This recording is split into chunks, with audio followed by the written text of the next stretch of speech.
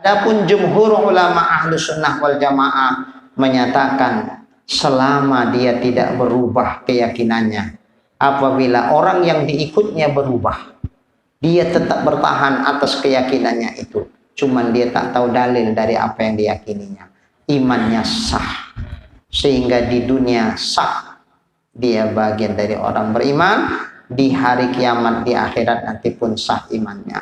Cuman andai dia orang yang mampu memikirkan dalil tapi tak mau dia belajar dalil, maka dia berdosa, maka disebut mukmin asin, orang yang beriman tapi berdosa karena tidak menggunakan fikirnya untuk meneliti dalil, sementara fikirnya mampu memikirkan itu.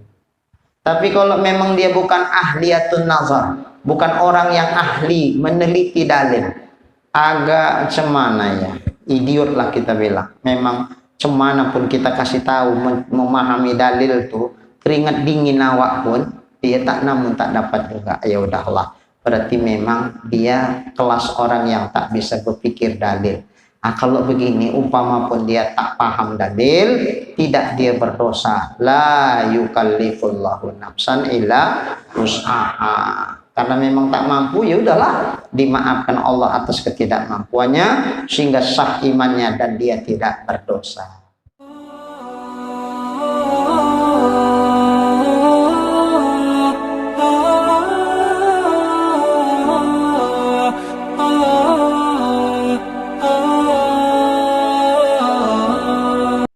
Bismillahirrahmanirrahim. Assalamualaikum warahmatullahi wabarakatuh.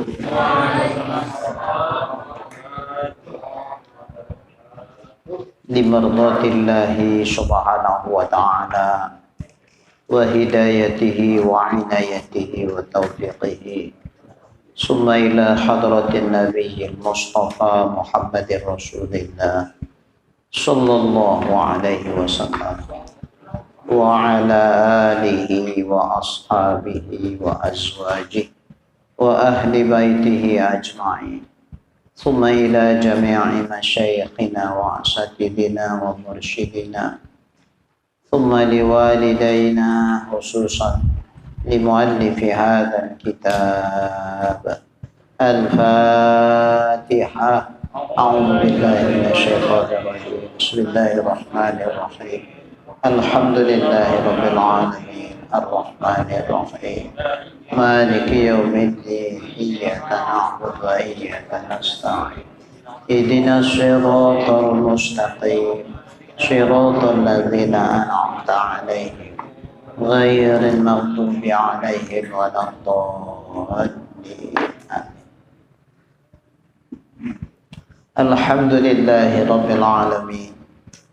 Wassalatu wassalamu ala ashrafil anbiya'i wal mursalin wa ala alihi wa ashabihi ajma'in. Rabbi shrah li sadri wa yassir li amri wahlul 'uqdatam min lisani yafqahu qawli. Qala al-muallif rahimahullahu ta'ala wa adama nafa'na bi'ulumihi fid darain amin. Summa qala Allahumma hidayatan lis-shawab ya rabbal alamin. Dan sangat berhajat menjelaskan ilmu usuluddin ini, maksudnya ilmu tauhid ini, karena bermunculan orang bid'ah sesudah tahun 500 Hijriah. Sama ibarat air, kalau masih di lereng-lereng gunung, masih di sumber aslinya, elok-eloknya itu bagus, airnya jernih, tidak ada polusi, tidak ada yang merusakkan air itu. Kalau jauh dari gunung, macam-macam lah pula, ada limbah pabrik sudah nganyut pula di air sungai itu, segala macam lah, udah enggak murni lagi deh. Makanya makin jauh dari Nabi, makin bercampur di situ ada unsur bid'ah. Jadi sejak tahun 500 Hijriah sudah bermunculan lah bid'ah-bid'ah yang dimasukkan ke dalam agama. Karena Islam kan semakin meluas. Dan banyak sekali bantahan-bantahan mereka terhadap ulama-ulama Islam. Mulailah dengan pemikiran-pemikiran mereka, lagi mereka yang filsafat dengan pemikiran-pemikiran itu, mulai mendebat ulama-ulama terkait dengan masalah akidah. Mereka datangkan subhat-subhat. Subhat itu sepintas menurut akal cocok, tapi sebenarnya enggak benar. Itu subhat namanya. Makanya subhat ini kan sesuatu yang samar, kelihatannya macam benar tapi sebenarnya tak benar, salah. Itu subhat. Masalah akidah tapi subhatnya. Kalau fikih pula subhat itu kan antara halal dan haram. Kata Nabi, innal halala bayyinun wa innal harama bayyinun. Yang halal itu jelas, yang haram pun jelas. Wa bainahuma umurun mustabihat. Antara halal dan haram ada perkara yang syubhat. La ya'lamuhunna katsirun minan nas. Kebanyakan manusia enggak tahu tentang hal itu. Itu syubhat yang dimaksud tentang masalah halal dan haram. Kalau ini syubhat pada agama, pada akidah, macam-macamnya betul secara akidah, pada sesungguhnya tak betul. Itulah yang didatang-datangkan mereka yang ahli bid'ah. Syubhat atas apa-apa yang telah tetap pada orang-orang Islam yang terdahulu.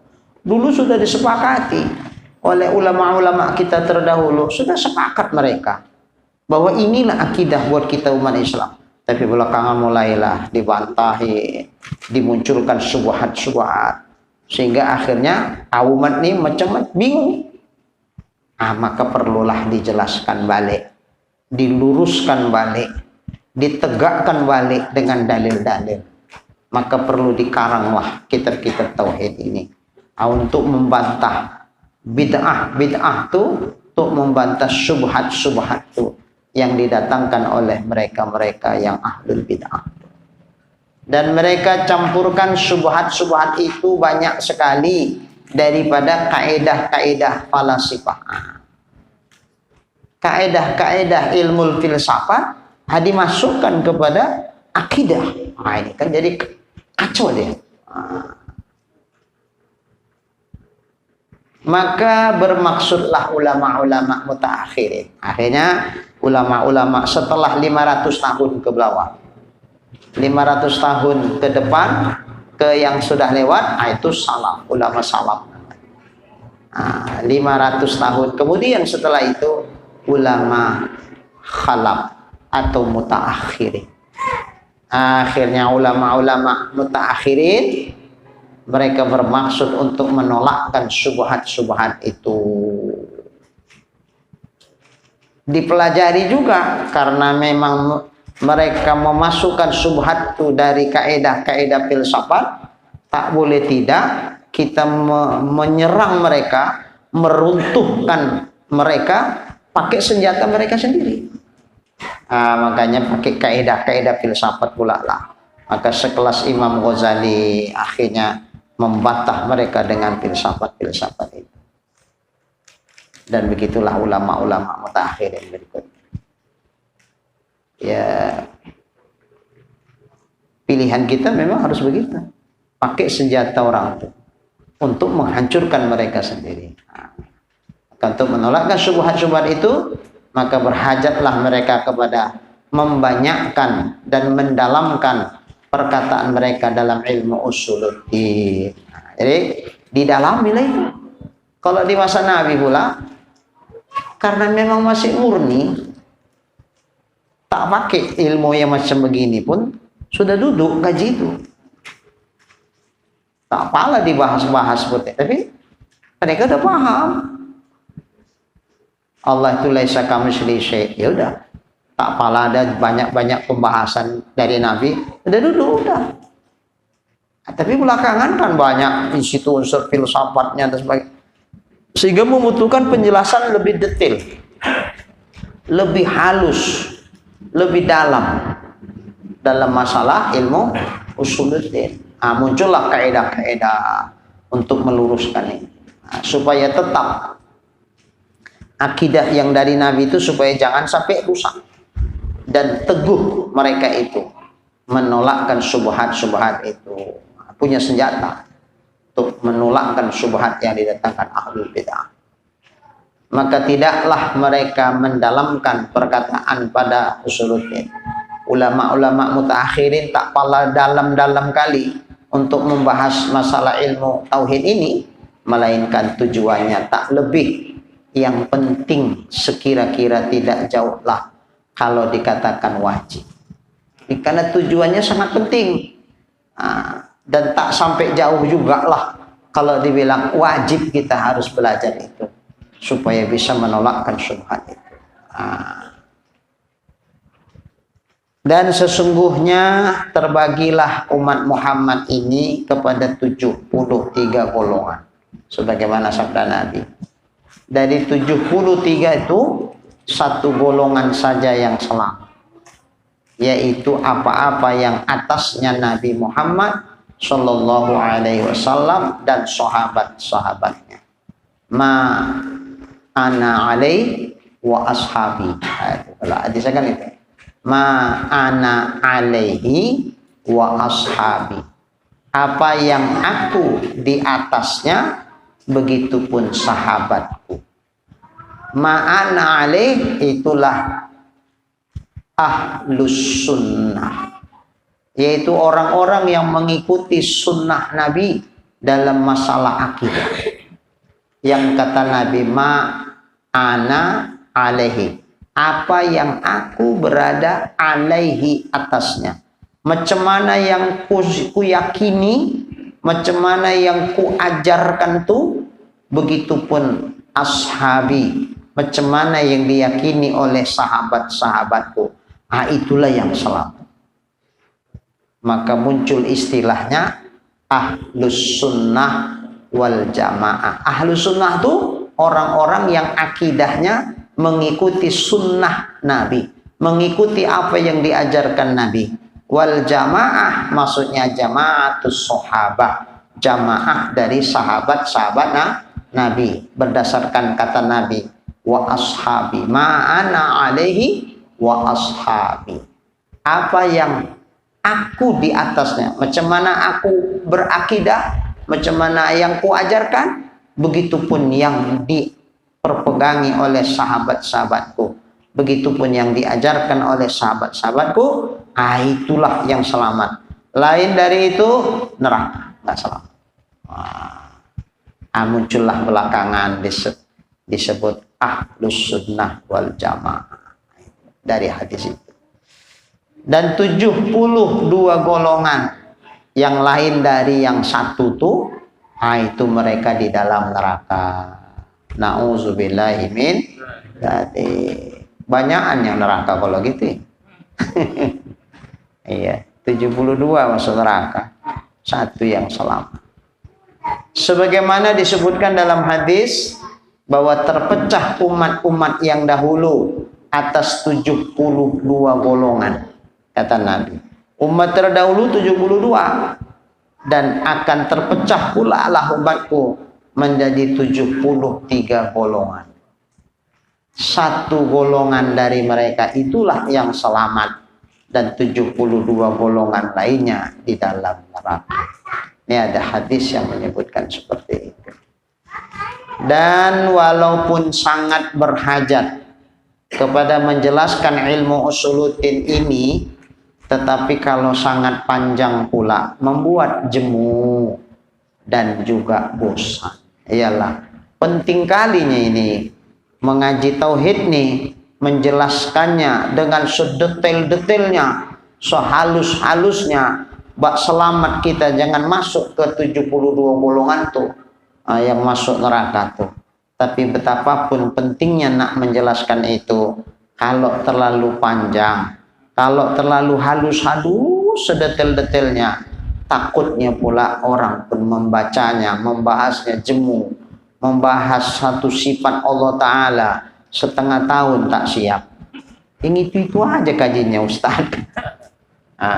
Tapi ya pula kita pula setengah tahun 6 kali, 1 jam, 6 jam. Bilang aja saja yang banyak. Jadi bosan kalau terlalu halus kali, terlalu panjang kali, membosankan. Maka oleh karena itu ikhtisar atau ringkas itu lebih baik, terutama bagi orang yang mubtadi. Ya apa itu mubtadi? Orang yang baru belajar ilmu tauhid. Tahu sepanjang-panjang kali ringkas itu, maka ada kitab yang khusus sifat 20. Ada ringkas tuh. Tipis kitabnya. Itu aja pun untuk tingkat mubtadi dah elok lah itu. Hafalkan yang 20 sifat tuh, jelaskan seringkas mungkin. Paham? Udah. Tapi janganlah dipadahkan itu aja. Untuk menghalusinya balik, baca kitab yang lain untuk menghalusi. Tapi untuk awal-awal yang ringkas-ringkas. Macam kitab kita nih, dibilang ringkas pun tidak, dibilang panjang-panjang kali pun tidak. Ini mutawasid, pertengahan lain. Pertengahan. Ada elok kali lainnya. Baik. Adalah Al-Ustaz Abu Ishaq Al-Isfirayani.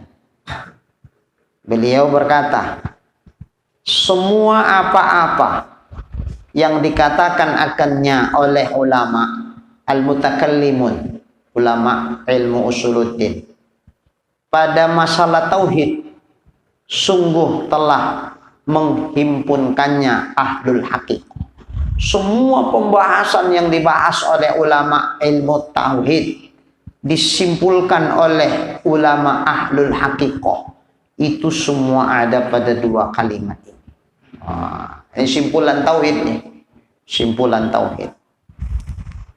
Apa itu? Pertama, mengi'tiqadkan, meyakinkan bahwasanya tiap-tiap yang terupa pada waham. Waham itu yang dikira-kira, yang diduga-duga. Apalah kita bilang dalam pikiran kita, apa namanya, asumsi, ya, asumsi.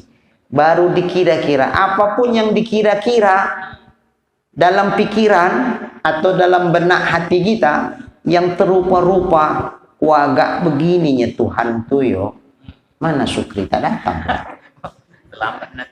Oh ya, iya. Berapa hari yang lalu telepon dia. Nah, Mualim, tak izin nanyo yo. Rajin kali menanya. Maka teringat saya masuk itu terus ngecas.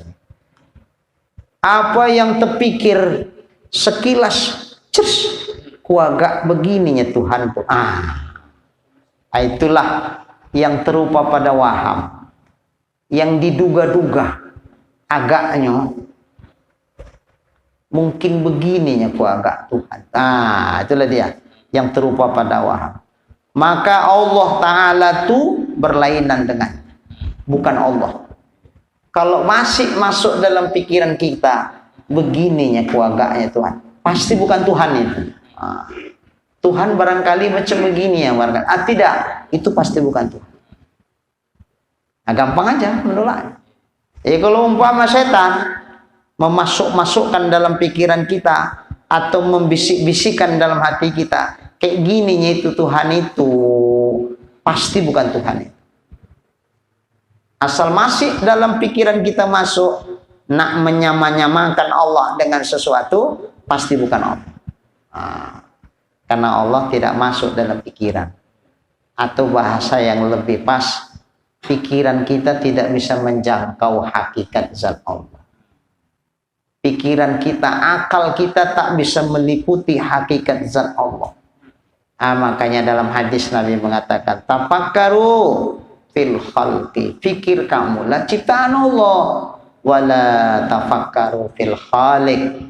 Jangan coba-coba nak memikirkan hakikat zat sang pencipta. Tak bisa.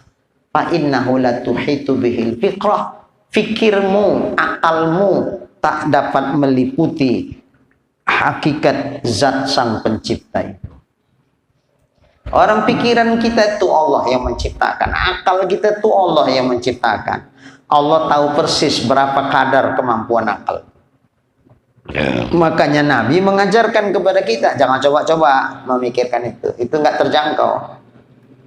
Siapa yang maksa ingin mengetahui hakikat zat Allah dengan akalnya, takutnya tak mampu akal itu, tapi dipaksa juga, ibarat kabel kepanasan dia, konslet nih. Berasap dulu, meledak. Habis itu ketawa sendiri. Senyum-senyum, ketawa sendiri. Adalah. Ini bahaya ini. Jangan. Nah, jadi apapun yang terlintas dalam pikiran kita, apapun yang membisik-bisikkan dalam hati kita, agak begininya Tuhan tuh. Bukan, itu bukan Tuhan. Nah, itu yang pertama. Simpulan tauhid itu di situ. Sederhana. Yang kedua, mengi'tiqadkan bahwasanya zat Allah Ta'ala tidak menyerupai akan zat-zat yang lainnya. Zat Allah tak sama dengan zat apapun selainnya. Jadi karena tak sama dengan zat selainnya, maka apa yang masuk dalam pikiran kita itu pasti zat yang selain Allah. Karena zat Allah tak masuk dalam pikiran kita, tak terjangkau. Maka kalau terlintas dalam pikiran kita tentang zat Allah, yang pasti itu bukan, itu zat makhluk, bukan Allah. Maka batalkan itu, tolak. Nah, sebetulnya gampang. Dengan izin Allah Ta'ala. Sebetulnya nak membantah Allah tuh, nak membantah setan, nak membantah was-was dalam hati kita, dengan izin Allah mudah sebetulnya. Yang terupa pada akal bukan Tuhan. Allah tak sama dengan apapun dari seluruh makhluk yang diciptakan. Udah, habis. Itulah simpulan tauhid. Bukannya payah kali. Tamatlah itu sepanjang umur Sukri. Alhamdulillah. Tapi bukan berarti zat Allah tak punya sifat. Dan tidak kosong dari sifat-sifat. Zat Allah itu tidak kosong dari sifat-sifat. Berarti zat Allah dipastikan memiliki sifat, tapi sifatnya tidak sama dengan sifat makhluk. Sifatnya yang sempurna, sementara sifat makhluk itu kekurangan, serba terbatas. Makanya kita dengan Allah sama, punya sifat ma'ani. Kita punya ma'ani, Allah pun punya ma'ani. Allah punya sifat kudrat, kita punya. Cuman hakikat kudrat Allah beda dengan kudratnya kita. Kalau kudrat kita tak bisa menghasilkan, tak bisa mencipta, sementara kudrat Allah Ta'ala itu bisa mencipta. Dari tidak ada sesuatu menjadi ada, dari tidak adanya sesuatu dari tiada sesuatu menjadi ada. Dari ada sesuatu dirubah Tuhan lagi dengan kudratnya menjadi tiada. Kalau kudrat kita nggak bisa mencipta, maka hakikat kudrat kita dengan kudrat Allah Ta'ala itu beda.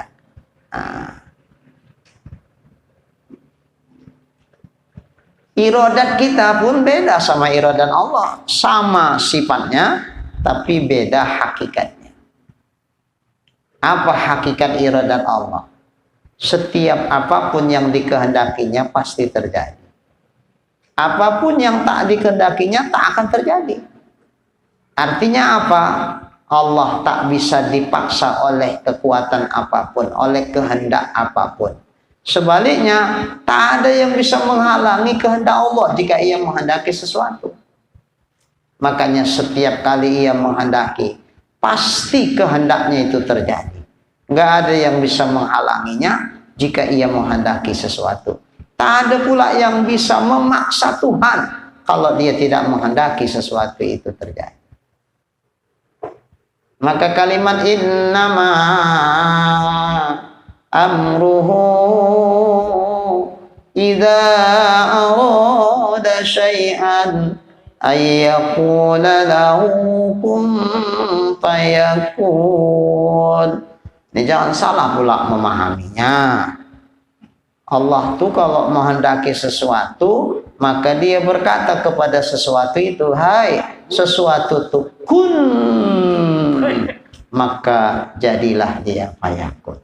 Berarti Tuhan menjadikan sesuatu dengan kata-kata kun, gitu? Tidak, bukan begitu maksudnya. Kalau zahir ayat tuh pesannya begitu, fayakula lahu, maka berkatalah dia Allah lahu kepada sesuatu itu, hai sesuatu, kun jadilah kau, maka yakun jadilah dia. Nah, kesannya kan pakai kata-kata Allah menjadikan. Kayak pemain sulap pula buat. Ada kadabra simsalabin kun jadi. Tidak begitu, jangan begitu kita memahaminya. Rusak akidah tuh. Makanya jangan diambil zahir ayat tuh, kemudian kita tengok terjemahnya, oh begini rupanya Tuhan tuh membuat. Tidak, maka ngaji tauhid lah. Jangan salah kita memahami ayat tuh. Ini ayat kan dalil iradat itu. Maksudnya apa? Apapun yang dikehendaki Tuhan pasti terjadi. Begitu maksudnya. Pasti terjadi dalam artian tidak ada yang bisa menghalangi kehendak Tuhan. Sebaliknya jika Allah tidak menghendaki sesuatu terjadi, nggak ada yang bisa memaksa Tuhan. Disitulah Allah punya kehendak yang absolut. Kehendak yang mutlak. Ini wajib kita imani begitu. Kalau kehendak kita nih, berapa banyak kita tidak menghendaki itu, tapi karena faktor keadaan, karena faktor seseorang membuat kita akhirnya ya udahlah, gitu pun jadilah. Kita kan masih begitu. Ngaji bu, sebetulnya udah niat tak mengaji. Pas duduk di teras, kawan ngaji lewat, ngaji bu, ayo mak. Aduh, oh iya, luan aja lah. Alah, kami pun kebetulan nggak ada kawan. Ya udahlah, kalau memang ngaji sama lah kita ditunggunya. Alah, ditunggu pula lagi lah. Ya udahlah, yalah ke dalam berpakaian terus sama. Sebetulnya tak ada niat, tak ada kehendak nak mengaji, karena ditunggu pula kawan nih. Alah ya Allah, ditunggunya ada lebih gila.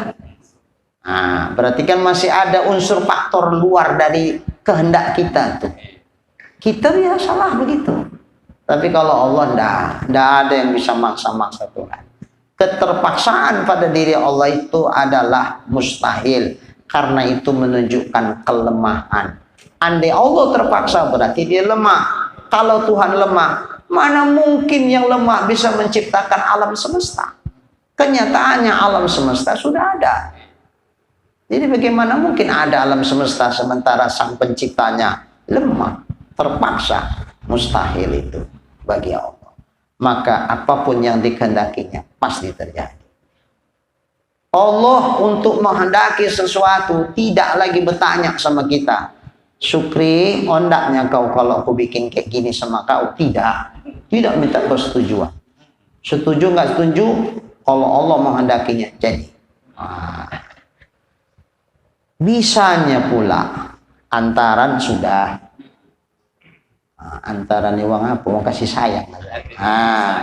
Uang kasih sayang udah diantar. Tempat tidur seperlengkapan sudah. Undangan pun sudah ditebar. Tiba-tiba entah macam mana tak jadi menikah. Terakhir apa kata perempuan itu? Ditulisnya lah. Kalau dulu pakai surat gini hari tak laku surat, pakai WA aja. Ngechat namanya, ngechat namanya. Iya, Pak Sukri ngechat namanya. WA WA. Nah, ngechat. Bang, anta turid wa ana urid. Wallahu fa'alun lima yurid. Bang, anta turid, kau ndak kali sama aku, Bang. Begitupun wa ana urid, aku pun ndak kali sama Abang. Tapi ternyata, Bang, wallahu fa'alun lima yurid. Allah lah yang menjadikan apa yang dia hendak, Bang. Ternyata yang hendak Allah tak menyampaikan kita sampai ke nikah, Bang. Sampai di sini aja lah, Bang, surat terakhirku. Wassalam. Sadaqallahul adzim. Ya begitulah. Jadi memang apapun yang kita rencanakan, kalau tak sesuai dengan apa yang telah ditentukan Allah pada azali dengan iradatnya, yang kita sebut dengan ta'alluqun tanjiziyun qadim pada iradat Allah, tak jadi. Tak jadi. Tadi kami di rumah, ibu-ibu kan mengaji. Ngajinya kitab Syiarus Salikin tentang taat batin. Salah satunya tawakal. Sebetulnya tawakul. Karena kata masdar dari tafa'ala ya tafa'alu tafa'ulan. Tawakkala ya tawakkalu tawakkulan. Jadi tawakulnya itu. Cuman kita udah bahasa sehari-hari bilangnya tawakal, ya udahlah tawakal pun jadilah. Jadi saya bilang sama ibu itu, Bu, tawakal itu cemana maksudnya? Kalau orang menerjemahkannya tawakal itu kan berserah diri kepada Allah. Cemana, Bu, menyerahkan diri awak tuh sama Tuhan kayak mana? Ya Allah, inilah diriku, ya Allah, aku serahkanlah sama Allah, gitu. Kalau nyerahkan duit gampang. Bu, aku kan punya utang 1 juta sama ibu. Inilah aku serahkan utangku sama ibu ya. Lunas ya, Bu. Yo, makasih, sama-sama. Enak nih duitnya. Enak. Menyerahkan diri ini cuma aneh. Ya Allah, inilah diriku, ya Allah, aku serahkanlah sama kau. Gitu. Cuma menyerahkan diri itu. Jadi makna menyerahkan diri itu artinya segala urusan diri kita, apapun bentuknya, apapun masalahnya, urusan dunia maupun akhirat, urusan agama atau apapun lah, semua di hati kita ini cuman mengandalkan Allah. Hanya Allah yang bisa membikinnya. Hamba ini cuman la haula wala quwata illa billah. Aku tak ada daya, ya Allah. Tak ada upaya, gak ada kekuatan sekecil apapun untuk bisa membuat macam mana yang ku mau, ya Allah. Semua itu tergantung kepada kehendak-Mu, ya Allah. Jadi kalau udah paham kita mendudukkan ini, baru bisa tawakal itu terjadi. Kalau enggak, cemana tawakal itu? Umpamalah ada satu pekerjaan yang kita perkirakan ini menghasilkan duit. Awal enggak duit itu. Kita bikinlah sebab-sebab keberhasilan. Menurut yang sepengetahuan kita, semampu kita, kayaknya macam hampir nyaris tak ada celah untuk gagal. Semua potensi sudah kita kerahkan. Kalau perlu bertanya awak lagi sama orang yang sudah ahli di bidangnya, kira-kira macam mana Mbak berhasil? Oh, kok bikin kayak begini? Oh, bikin kayak begini, bikin kayak gini. Udah awak bikin. Bukan satu yang awak tanya, 10 orang ahli situ, termasuk Pak Supri ditanya. Memang bidangnya pula. Tanya.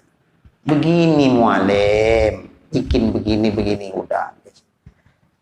Ternyata yang awak perkirakan semua itu bakal berhasil, meleset, tak berhasil. Ayo, cemana kata hati? Aduh, oh, kok kayak gini? Kalau masih begitu lagi, cakep hati awak, belum tawakal itu sama Tuhan. Masih ada kok. Kalau sudah berserah awak sama Tuhan, tak ada kok lagi. Ya memang begini kehendak Allah. Innama amruhu idza arada syai'an ayaqula lahu kun fayakun. Innallaha fa'alun lima yurid. Allah mau bikin apa saja sesuai dengan yang Dia mau. Oh, rupanya yang ku mau tak cocok macam mana yang mau Tuhan. Tentu tak dibikin Tuhan macam mana yang ku mau. Pasti yang dibikin Tuhan macam mana yang Tuhan mau. Oh, ginilah rupanya mau Tuhan tuh. Ya udahlah, memang begitu pula mau Tuhan. Mana bisa maksa-maksa Tuhan? Dia mau di situ seraya mengambil hikmah di balik kenapa Tuhan tak menghendaki aku begini. Apa rahasia kiranya di belakang hari? Maka kita pun berusaha untuk mencari hikmah di balik itu. Oh, belum terpikir kita hari itu hikmah apa yang bisa kita ambil. Oh, mungkin hari ini belum ditunjukkan Tuhan kepadaku, tapi satu ketika akan ditunjukkan Allah. Karena Allah menjadikan sesuatu tak ada yang sia-sia, pasti penuh hikmah. Rabbana ma khalaqta hadza batila. Ya Allah, tidak ada yang Kau ciptakan tuh yang batil, yang sia-sia tanpa hikmah, tidak ada. Yang kupikir ini baik ya Allah, sehingga ku usahakan macam mana bak berhasil. Ternyata rupanya menurut ilmumu ya Allah, tidak ini yang terbaik bagiku, sehingga yang tak seperti mauku lah yang Engkau jadi. Dah ya Allah, aku berserah diri kepadamu ya Allah. Aku percaya dengan Engkau ya. Jadi nggak ada koknya lagi. Kalau masih ada kok kayak gini, aduh. Kalau masih begitu lagi, belum tawakal. Belum tawakal. Jadi orang yang tawakal itu yang paham tauhid. Kalau yang tak paham tauhid payah macam mana menyerahkan diri sama Tuhan. Jadi di hati dia belum berhasil, tidak berhasil, itu semua di pikiran dia, di hati dia cuman Allah. Kalaupun Allah menghendaki berhasil. Jika Allah tidak menghendaki berhasil, ya tidak berhasil. Cuman berhasil tidak berhasilnya itu semua sesuai dengan maunya Tuhan. Cuman ku bikin begini karena memang Tuhan menyuruh aku mengusahakan sebab-sebab keberhasilan. Umpama tak disuruh Tuhan, aku tak ku bikin ini. Kenapa? Karena memang aku tahu, aku yakin bahwa yang terjadi macam mana yang kehendak Tuhan. Cuman aku tak tahu apa kehendak Tuhan. Maka ketika Allah menyuruh aku mengusahakan sebab-sebab ini, ya ku bikin. Maka ku bikin ini bukan supaya berhasil. Berhasil tidak berhasil itu ada dalam genggaman kuasa dan kudrat Allah. Bukan bak berhasil yang ku bikin ini, menjalankan suruh Allah saja. Hasil tidak hasil, tidak sikit pun hatiku berharap kepada usahaku. Tak ku pandang dengan hatiku keberhasilan ini lewat usahaku, tidak ada sikit pun. Kalau masih ada lagi sikit di hati kita, keberhasilan itu kita gantungkan, kita andalkan kepada usaha yang kita bikin, berarti tidak totalitas tawakal kita kepada Allah. Sama juga lah macam sakit, berubat. Kalau kita gantungkan sembuh tuh, andalan kita ke obat tuh, walaupun cuma 0,1%, berarti tidak total tawakal kita kepada Tuhan. Nah, sikit pun tak ada. Kalau perlu kita bilang sama obat, obat, kau makhluk Allah kayak aku, kau baharu kayak aku. Kau tidak punya kekuatan untuk bisa memberikan kesembuhan. Kau tidak bisa memberikan kesembuhan. Kau tak bisa mencipta. Kau tidak bisa memberi bekas. Semua itu ada dalam genggaman kuasa Allah. Cuman ku minum juga lah kau, karena Allah menyuruh aku untuk berobat. Nah, obatnya salah satunya dibikin Tuhan sebabnya kau. Maka ku minumlah kau, kerangkanya menjalankan perintah Allah. Andai Allah tidak menyuruh ku mau makan kau, takkan ku makan kau. Bismillah. Tapi jangan kuat-kuat, dibilang orang, aduh udah nyala. Jadi untuk mendudukkan tauhid itu maksudnya. Kalau tauhidnya sudah duduk, tawakalnya pun duduk. Kalau tauhidnya belum duduk, tawakal tak akan bisa duduk itu. Maka protesnya pun datang, lu kok Kok bisa gagal ya? Padahal udah. Oh. Berarti tak kenal Tuhan dia. Cemana kita bisa menyerah segala urusan kita kepada Tuhan, sementara kita tak kenal kepadanya. Maka kenali dia. Kenali dulu. Setelah kita kenali dia, kita serahkan urusan kita semua kepadanya. Ya kita tenang. Nggak ada goyang-goyang lagi. Insya Allah. Inilah. Jadi ditanyalah sama jamaah salah satu ibu, Pak Ustadz. Jadi saya bilang, Bu, setelah kita paham nih, ternyata tawakal itu tak semudah kita mau bilangnya ya. Iya Ustadz, payah kalau gitu Ustadz ya tawakal. Karena kalau Ustadz bilang kalau masih berkeluh, berkesah, loh kok kata Ustadz belum betul tawakalnya. Sementara awak itu aja lah yang keluh kesah. Hujan pun hujan pula lagi nak pergi. Kan masih ada begitu-gitunya kan? Berarti belum betul tawakal. Ayo. Aduh, kupikir dulu kawin enak, ternyata kawin tak enak. Capek. Dulu gadis aku, bangun aku subuh, habis itu nak tidur balik pun aku tak mengapo, tak ada yang marah ya aku. Gini hari tidur balik tak bisa. Anak menangis, suami merepet nak minta sarapan pagi. Aduh, tak enak aku rasa kawin. Kalau tahu kayak gini menyesal aku. La. Nggak ada cerita begitu, nggak ada. Kalau masih begitu berarti belum duduk tauhid. Coba Pak Sukri.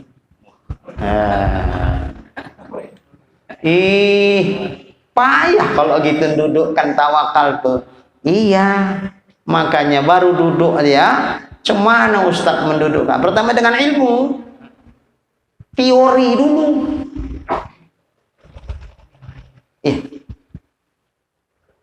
Kalau kita tak pernah berteori, tak kita tengok dulu macam Pak Sukri mekanik, sikit-sikit bisa lah ya, bisa. Tak pernah kita tengok orang cumana cara membongkar mesin itu, cara masukkannya. Oh Bapak Wahyu, bisa pula tak ingat saya. Bongkar kereta ya? Bongkar saja, memasukkannya tak bisa. Nah, kan ditengok dulu cemana kerja orang tuh. Oh begini, oh begini, oh begini, oh dah. Habis itu, karena kita cobakan itu yang kita tengok tuh. Itulah praktek. Jadi tawakal pun begitu juga, berteori kita dulu. Macam mana mendudukkannya, harus nak paham kita sifat-sifat Allah, nak kita kenali Allah tuh begini. Baru kita praktekkan. Waduh, berteori itu rupanya payah. Memahami yang dibikin Pak Wahyu itu payah. Habis ini, mak, poning kepalaku. Takutnya bisa ku bongkar, tak bisa ku masukkan. Perhatikan betul-betul, sampai paham. Itu teori namanya. Habis itu tinggal mempraktekkan. Ternyata mempraktekkan sama memahami teorinya lebih sulit mana? Lebih sulit prakteknya rupanya. Nengok orang masang batu bangunan gampangnya, cuma pasangkan, taruhkan batu tuh. Apapun pandailah, coba kayak ular gini pasangkan. Masang keramik, aduh enaknya. Kacuan, ratakan. Taruhkan, topok, tak, mudah-mudahan ada yang naik, ada yang turun. Jadi nggak semudah seperti yang kita tengok, lebih sulit. Begitu juga lah mendudukkan tawakal ini. Udah tahu kita teorinya, oh begini bikinnya, begini. Nak paham ini dulu kita kenali dulu Allah dengan sifat-sifatnya. Udah paham, udah duduk paham tuh di hati. Udah giliran Pak diuji Allah, terus goyang juga lagi. Loh katanya udah masih goyang juga, berarti belum duduk tawakal. Belum duduk. Maka dibantu-bantu juga lah mendudukkannya Makanya Nabi bilang, jaddidu imanakum biqauli la ilaha illallah. Perbaharui imanmu dengan ucapan kalimat la ilaha illallah. Nah, banyak-banyak ucapkan kalimat itu. Untuk apa? Untuk mengkokohkan kalimat la ilaha illallah itu dalam hati. Kalau sudah kokoh, duduk dia betul, maka manazartu ila syai'in illa wa ra'aitullah fi au qablah. Tidak aku melihat kepada sesuatu kecuali aku lihat Allah tu ada pada sesuatu itu. Atau bahkan sebelum kulihat sesuatu, Allah tu sudah hadir di hatiku lebih dahulu. Nah, ini kalau sudah di makam tawakal itu udah begitu, maka tak recok-recoknya lagi. Tak ada lagi berkeluh kesah lagi, tak ada.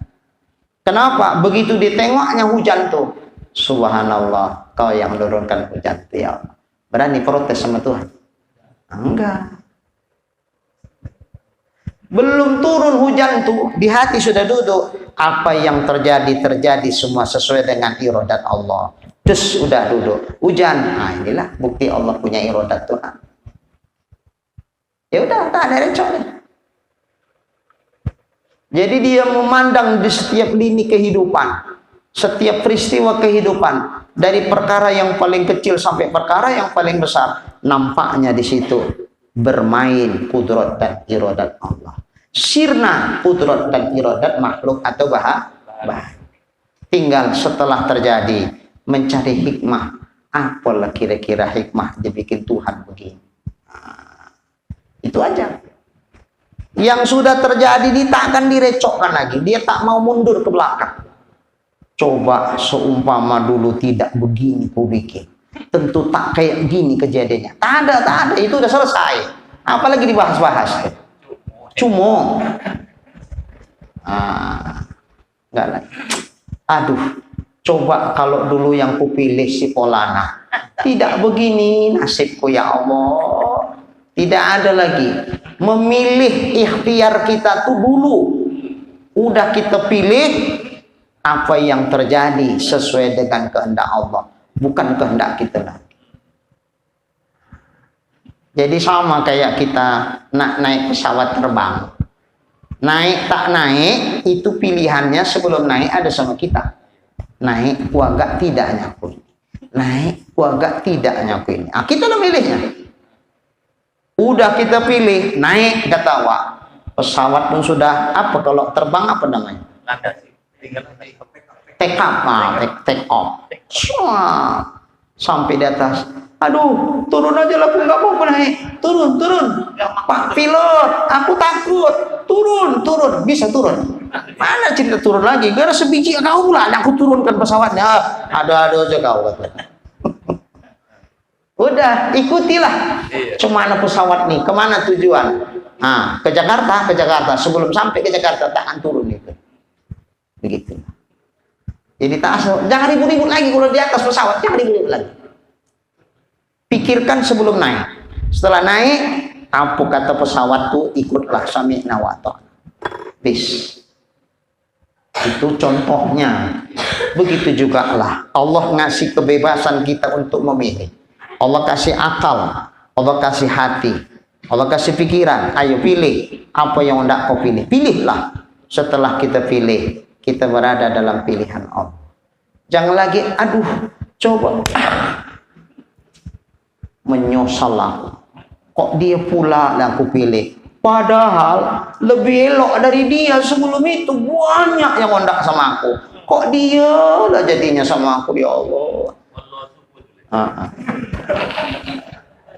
Enggak boleh cerita gitu-gitu lagi, udah. Benahi aja lah, udah inilah memang. Inilah yang sudah memang pilihan Allah bersama aku. Udah. Cemana Reja? Tak ada. Cerita memilih. Pak Syukri nak milih lagi? Udah punya pilihan. Tak boleh dua kali milih. Udah dua. Begitu. Jadi nggak ada ribut-ribut, nggak ada ribut-ribut.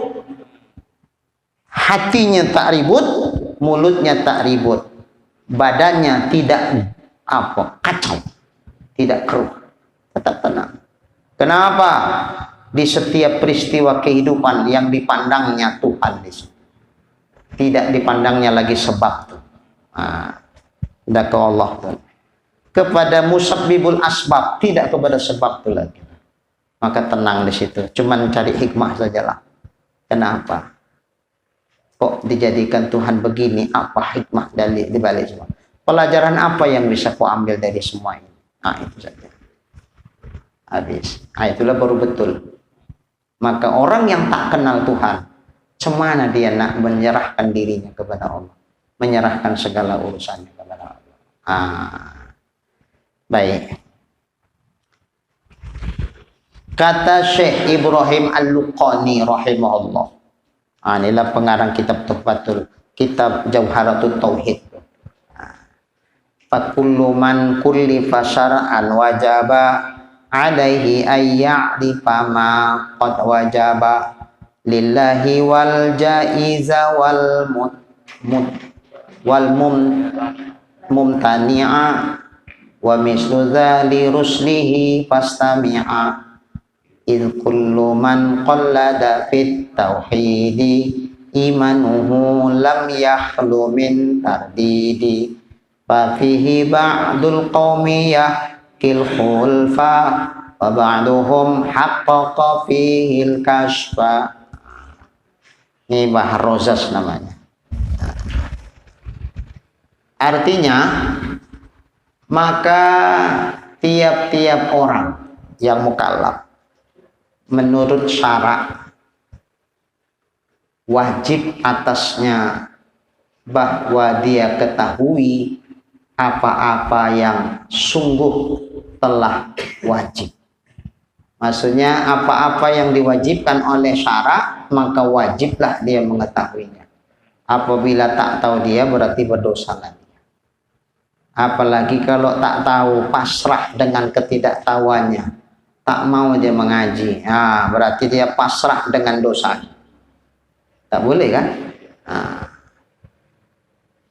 Bagi Allah, apa yang wajib bagi Allah, yang wajib diketahui itu apa itu?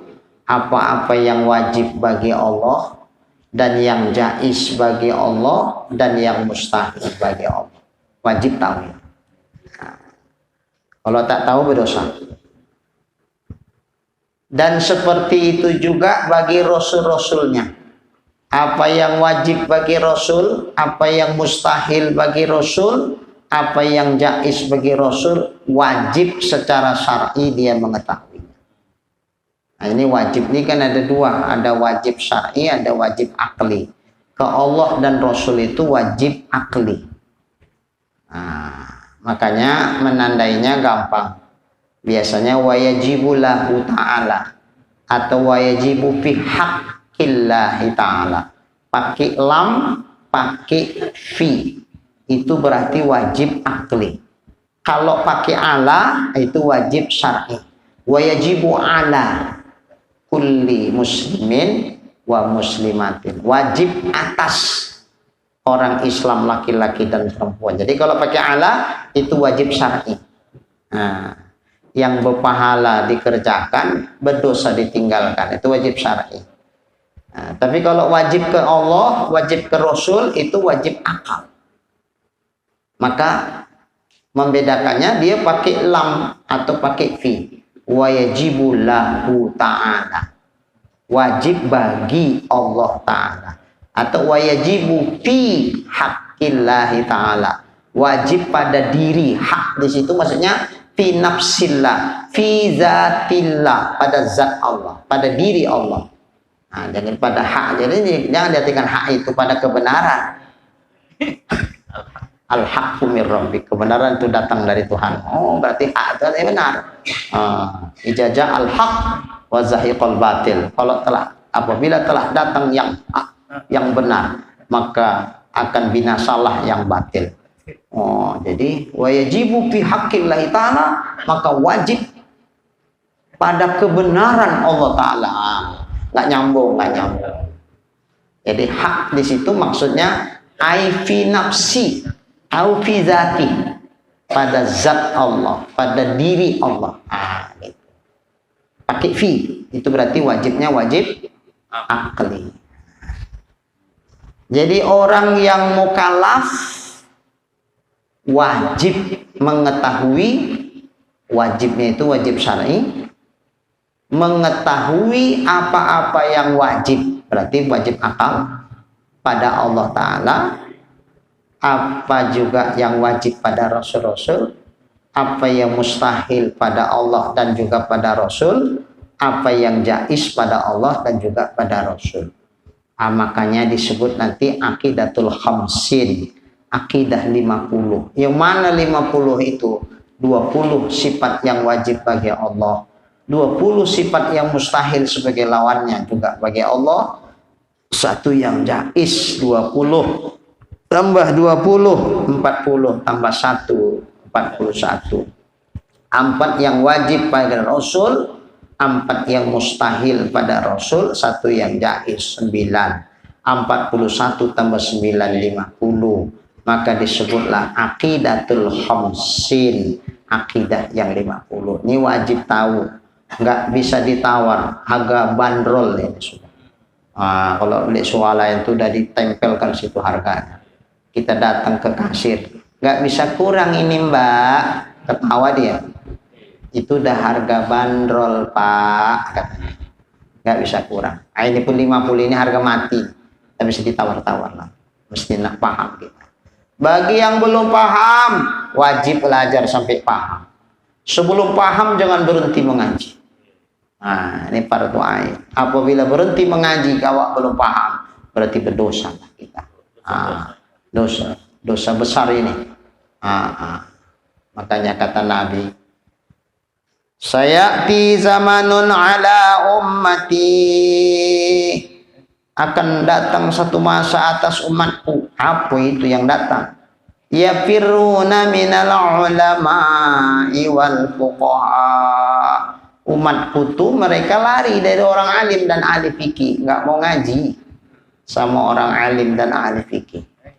Akibat dari karena mereka nggak mau ngaji, fayabtalihimullahu ta'ala bisalasi baliyah, Allah akan timpakan kepada mereka 3 macam bala. Mana 3 bala itu? Ulaha, yang pertamanya, yarfa'ul barakata min kasbihim, Allah angkat keberkahan daripada usaha mereka. Mungkin gigih macam Pak Sukri, satu hari bisa dapat 10 juta. Gaji sapu itu banyak dapat. Tapi kalau keberkahan dari usaha itu dari sahabat Allah, harta yang banyak ini tidak membawa kedamaian pada hati, tidak membawa manfaat, baik urusan dunia lebih-lebih akhirat, semakin menjauhkan dia daripada rahmat Allah. Tambah banyak harta, tambah banyak malapetakannya. Nanti di akhirat semakin sulit dia mempertanggungjawabkannya di hadapan Allah. Ini ciri-ciri harta yang tak berkah. Itu dicabut Allah tuh berkah. Nah, yang kedua, yusallitullahu alaihim sultanan zalima. Allah akan memberikan kekuasaan untuk mengatur mereka kepada para penguasa yang zalim. Asal pemilihan tah macam mana, kok bisa yang zalim itu juga ada yang menang? Padahal di mana-mana sudah bertabur-tabur informasi ini yang menang, bukan itu. Kok bisanya endingnya waktu juga yang menang? Kok bisa ya? Nah, kalau kita tarik dari sisi kajian tauhid, semua yang terjadi itu tak akan terjadi kecuali dengan izin Allah. Pertanyaannya, kenapa Tuhan mengizinkan itu terjadi, kezaliman itu? Boleh jadi mungkin salah satu penyebabnya ini bahagian dari bala Allah, karena umat nih sudah tak mau lagi ngaji sama orang alim, jauh dari ulama Allah. 2, yang paling kita khawatirkan, yang ketiga ini yang sesuai dengan kaji kita, apa itu? Yakhrujuna minad dunya bighairi iman. Nauzubillah min dzalik. Mereka keluar dari dunia nih, meninggalkan dunia, menghembuskan napas terakhirnya tidak membawa iman, matinya mati kafir. Nauzubillahi min dzalik. Kok bisa? Kenapa nggak bisa? Wong selama ini nggak peduli sama agama, nggak pernah belajar ilmu tauhid, nggak ngerti bagaimana seharusnya dia berkeyakinan kepada Allah, bagaimana seharusnya dia berkeyakinan kepada Rasul, kepada kitab, kepada segala macam yang wajib diimani. Tak malah penting sama dia. Yang di otaknya, di kepalanya lah ya. Yang di kepalanya cuma duit. Bangun tidur udah kepalanya duit. Nak tidur udah duit, sampai nggak bisa tidur duit saja. Nanti ditanya malaikat mungkar nakir, man rabbuka, duit katanya. Allah, na'udzubillahi min dzalik. Itu aja di kepalanya. Sampai mau mati pun duit juga lagi yang teringat dia. Mau mati begini tangan, matanya sudah tak bisa terbuka, tapi tangan ini apa ya? Duit gitu. Astagfirullah ya. Udah nak menghadapi sakarat maut masih ingat lagi sama duit. Udah ya duitnya awak simpan ya di lemari. Duit. Nggak apa-apa lah ya. Untuk apa ya duit? Ayam udah apa? Bubur. Bubur ayam, bubur ini duit. Ya udahlah, kata si kakak, ambil duit. Ambil, dibungkus kayak kain duit. Kalau dulu uncang, kasihan, dipegang, dipeluknya, mati, megang duit matinya. Astagfirullahaladzim. Kenapa kok begini? Ya itu aja pula tiap hari di kepalanya. Jadi orang mau mati ingat Allah, dia mati ingat duit, maka hati-hati kita. Maka di kepala kita tuh jangan sesuatu selain Allah saja. Nanti mau matinya kadang na'udzubillah ditunjukkan Allah itulah sebagai sebutan terakhir. Ada banyak orang cerita, kebetulan dia hobi kali sama biola. Bangun tidur belum mandi, pegang biola dong. Lah bininya saja tak digitu-gitukan kali. Ini bini pertama ini. Istri keduanya itulah yang sebetulnya. Padahal istri pertama ini. Sampai istrinya pun cemburu. Itu saja ya begitu. Lah dulu udah rapi main. Saya nggak pandai mainkan ya kan. Dah puas saja letakkan baru mandi. Insyaallah mau mati gini-gini tangan. La ilaha illallah. Laqinu mautakum. Talkinkanlah orang yang nak mati di antara kamu. Diajarkanlah kalimat la ilaha illallah. Dia tiba-tiba tangannya gini. Apa pak? Tak bisa bercakap. Gini aja. Ada yang paham. Wak nih. Sayang kali sama biolanya. Mungkin tidak memeluk biola yang terakhir kali seumur hidupnya. Kasihkan dulu ya, dikasihkan biolanya. Begitu ngecup mati. Astagfirullah. Kok bisa begitu? Begitulah tunjukkan Allah. Karena di hati dia itu biola aja. Lebih dahsyat ingatan dia ke biola daripada ke Tuhan. Ada lagi jamaah kita cerita. Asalkan tiap malam udah tak peduli lagi sama istri, tak peduli sama anak, tak peduli, naksur sendiri, duduk gabung sama kawan kayanya. Main apa itu pak? Yang gini apa itu? Domino namanya. Joker. Itu cara nengoknya pun gayanya beda tuh. Hati-hati betul ini. Tidak sipit matanya tapi disipit kayaknya. Katanya disitulah nikmat yang ngintip tuh. Ngintip tuh lah enaknya. Mudah-mudahan kartu ini. Oke. Berapa kau pasang? Tiap malam saya pernah ngisi pengajian satu gang. Istri, suami, istri, anak. Khusus ngaji satu gang tuh aja. Udah siap ngaji. Pak Ustadz mau nanya Pak Ustadz. Kata si ibu. Oh silakan ibu. Apalah hukumnya Ustadz suami-suami yang tak peduli sama keluarga? Kemana arah ibu ini bercakap? Macam marah gini nanyanya. Maksud ibu tak peduli itu cemana? Cobalah Ustadz pikirkan dulu. Iya awak suruh pikirkan. Pulang kerja, mandi, makan, habis maghrib keluar, main kartu Ustaz sampai jam 12, sampai jam 1, sampai awak tidur baru dia dak pulang. Bilo lagi awak nak bercakap. Emang kita perempuan-perempuan ini pembantu. Ini nak ngantem bapak diarahkan ke aku nih nanti. Bapak-bapaknya senyum-senyum. Oh rupanya kerjaan orang tuh biasa begitu. Duduk di pos kamling, main sampai larut malam. Apa kata orang tuh Pak Ustadz? Kan dengan adanya seperti itu Ustadz, maling-maling mau beraksi, berpikir orang tuh Ustadz, ada yang menjaga pos ronda tuh. Kata bapak-bapak. Iya tapi jangan tiap malam. Kami kan ondak juga cerita-cerita. Ada yang mau nak dikeluh kesahkan, nak diadukan, nak dimupakatkan sama suami. Kalau kayak gitu kapan lagi awak kesempatan nak bercerita? Nak manja-manja. Oh, rupanya istri ini nak manja-manja juga. Iya, Bu. Iya. Nanti kalau tak manja sama suami, manja sama suami orang lebih gawat lagi.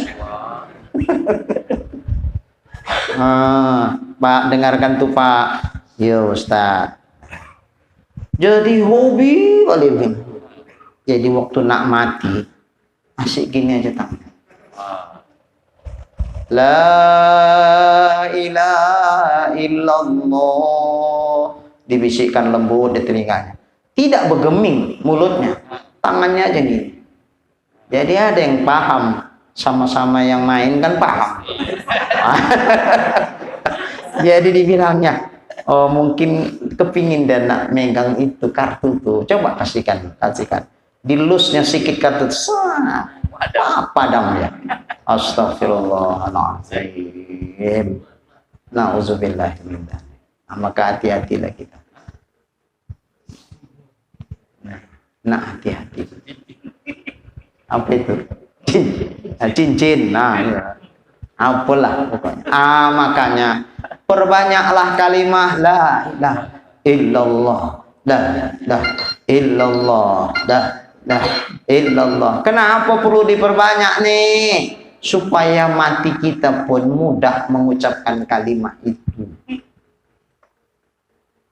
Karena apa yang menjadi kebiasaan kita itu kadang di luar sadar itu tercakapkan.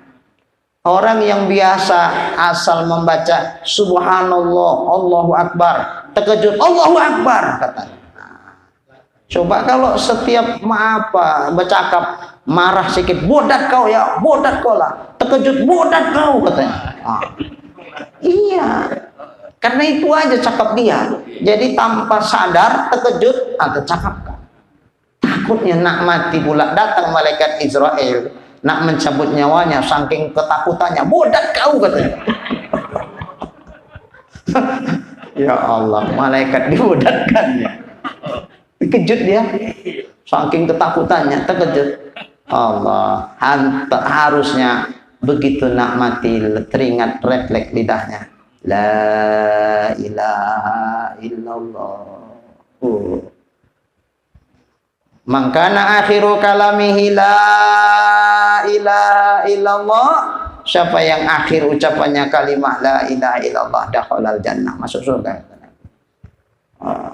Ada kalau tembung nyebrang ke sana rel, seberang rel pasar 7. Kalau Pak Isa nanti ke sana, itu pasar 7 Beringin namanya. Ada satu masjid namanya Masjid Ahmadiyah. Salah satu jamaah kita kebetulan khutbah di situ, cerita dia. Ada kejadian mualim katanya. Aku pas khutbah di situ, bapak ini memang rajin dia ke masjid, baik. Jadi pas Jumat itu dialah yang azan. Sehat, kalau bisa azan kan sehat kan. Tapi begitu siap, la ilaha illallah, kan itu terakhir azan. Tiba-tiba lemas dia, terduduk dia, sama. Habis itu berbaring, sehat, lewat, meninggal dia. Allah. Apa kata orang? Ih, kalau kayak gini aku pun maulah mati kayak gini gitu. Kata orang.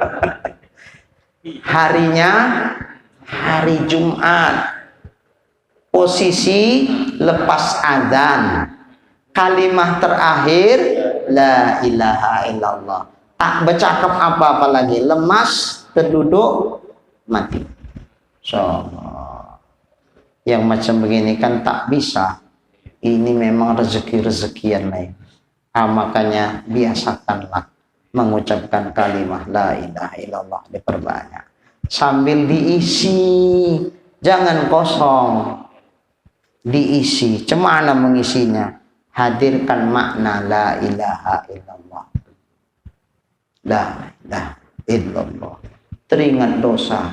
La ilaha illallah. Tidak ada yang bisa menghapus dosaku kecuali hanya Kau ya Allah. Kondisi ekonomi gonjang ganjing, tak ada yang bisa ngasih rezeki kepada aku kecuali Kau ya Allah. Isilah sesuai dengan situasi dan kondisi hati kita saat itu. Kondisi lagi memikirkan ini, kembalikan kepada Allah. Kondisi sedang begini, kembalikan kepada Allah. Kalimahnya sama, la illallah, la illallah, la illallah. Intinya Allah. Hunjamkan kemana? Allah. Bak bergetar. Iza zukirallah wajilat qulub. Kalau disebutkan nama Allah bergetar hati. Bikin sampai bergetar. Bergetar menandakan dia hidup. Menandakan hati itu hidup. Bikinlah seperti itu. Bagi dua, bisa malam ya. Bagi dua cuma La ilaha illallah kawan. Oh, kongsi enggak bisa. Iya. La ilaha illallah, la ilaha illallah. Kongsi ya, enggak bisa bagi dua. Nanti ada napi isbatnya tak jalan dia. Napinya di awak, isbatnya di orang. Jadi awak yang menafikan selain Allah, awak juga lah yang mengisbatkan hanya Allah. Ini bisa kongsi. Kalau roti bolehlah kongsi. Baik. Terus, dan seperti itu juga bagi rasul-rasulnya, maka dengarkanlah olehmu. Karena tiap-tiap orang yang taklid pada tauhid, imannya itu tidak sunyi dari keheranan. Kalau taklid kita mengikut keyakinan orang lain, tak tahu kita alasan, dalil kenapa kita punya keyakinan seperti itu, dipastikan kita berada dalam keheranan. Namanya orang ikut-ikutan, bingung dia, nanti terjadi keheranan.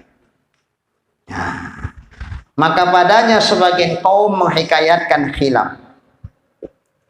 Sebagian ulama, kaum di sini maksudnya ulama, menghikayatkan sah tidaknya imannya, itu beda pendapat ulama. Ada yang mengatakan tidak sah imannya, berarti kafir dia, iya. Tapi kafir bukan hukum dunia, kafir di akhirat. Dunianya dihukumkan Islam karena dia sudah mengucapkan 2 kalimat syahadat.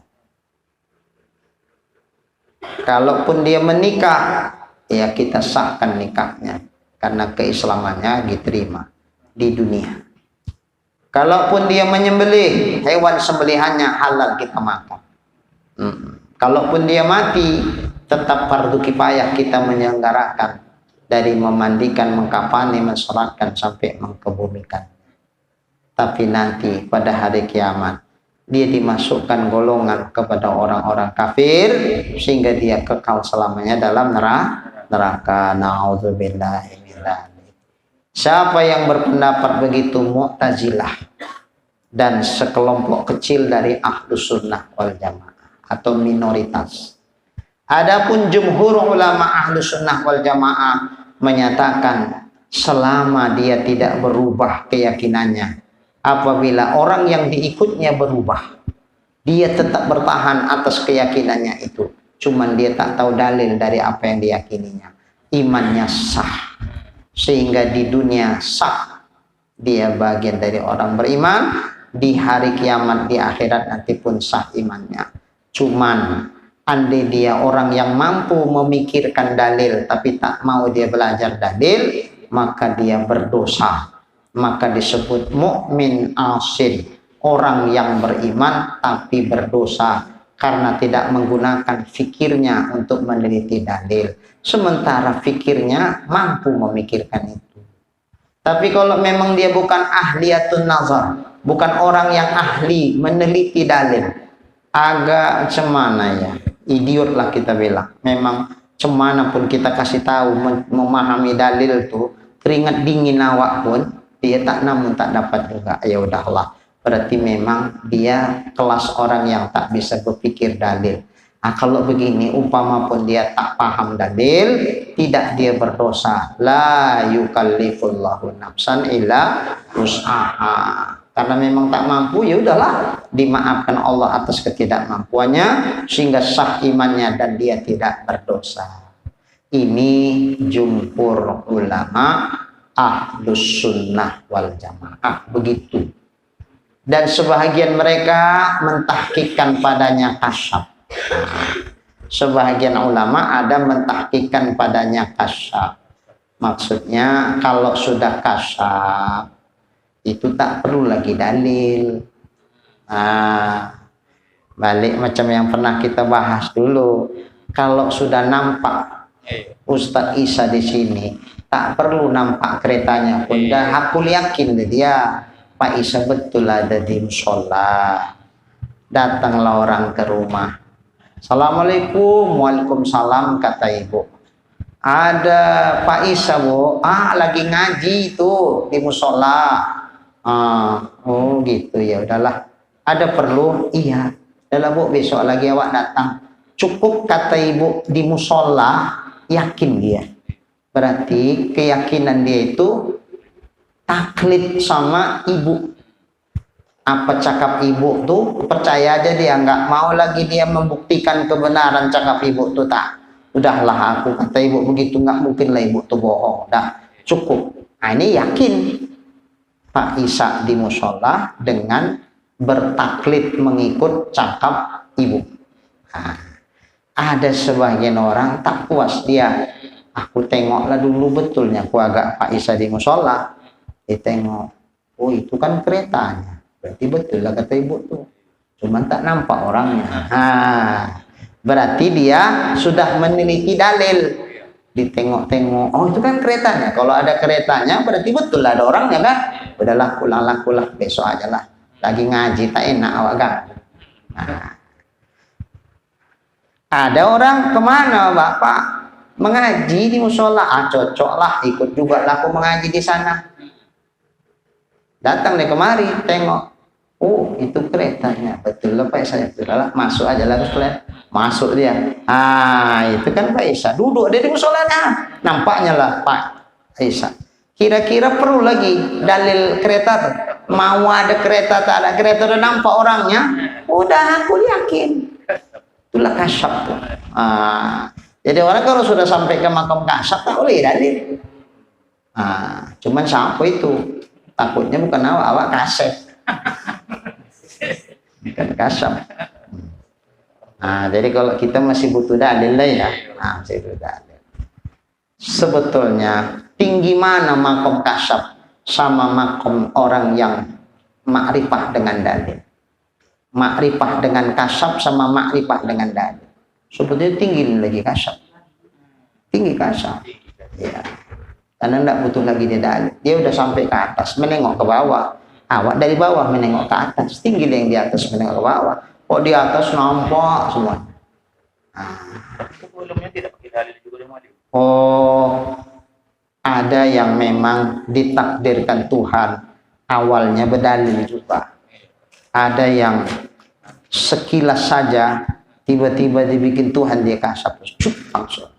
Ada kasap tuh wujudan, ditarik Tuhan hatinya untuk sehingga ya udah kenal aja begitu. Tapi yang kalau kami ini tulang-tulangan begitu adalah malik. aduh, cuman seberapa persen? Wallahu a'lam. Aduh, kok innallaha fa'alul lima yurid balik ke tadi. Cuman begini, tak usahlah kita mengharap sesuatu yang tinggi-tinggi kali, sementara tak cocok sama usaha yang kita bikin kan? Yang realita sajalah. Sebatas ini usahaku ya, mudah-mudahan ini aja pun dikasih Tuhan. Alhamdulillah. La in syakartum la azidannakum. Disyukuri yang ada, insyaallah ditambah Tuhan yang kita belum ada. Baik. Jam 10 kurang 15. Oke. Kita padakan sampai di sini.